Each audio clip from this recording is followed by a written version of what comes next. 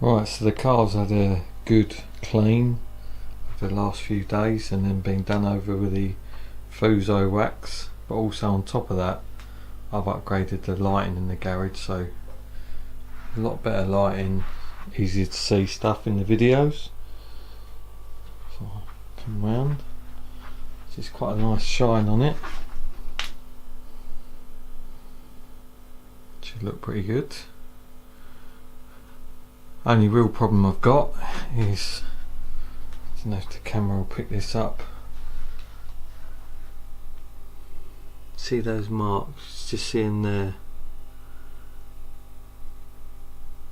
I don't know what they are, whether it's the lacquer reacting with something. They almost look like water spots. If I find one there, see if the camera will pick that up. And you can feel it, so thinking it might be worth wet sanding that whole part of the panel and see what happens. But the rest of the car's come out quite well. Reflections are nice. That's the Fusso wax, brought on Amazon.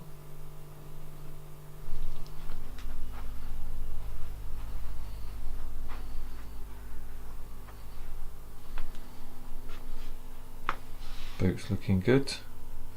Same thing again though with this. See those spots there? Cheap eBay spoiler, just paint reacting.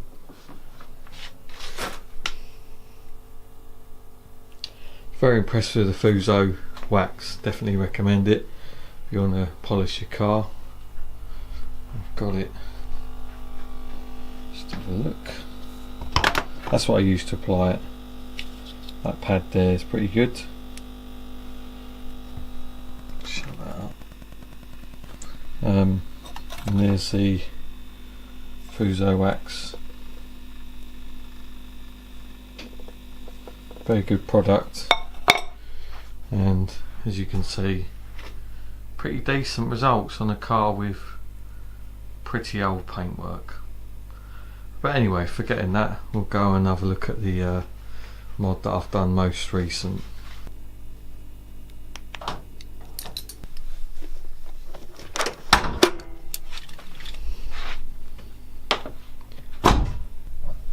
Right, so a couple of changes, not too obvious. Firstly, larger throttle body, opted for the Ballade Sport one. And also because of that, this silicone hose here goes from 60mm to 70 on the standard S2000. Well, with the bigger bore throttle body I've had to go from 60 to 74, which I got from Viper Performance, always good delivery. In terms of throttle body, pretty straightforward to replace. Undo this, there's 4 of those, 2 at the top, 2 underneath. Get in there, the TPS sensor. Try and get from the other side, make it a bit easier to see. TPS sensor there, screw at the top, screw at the bottom, and the plug that you just push in to pull out. My car's slightly different in that I have this map sensor adapter, which then goes to my AEM 3-bar map sensor.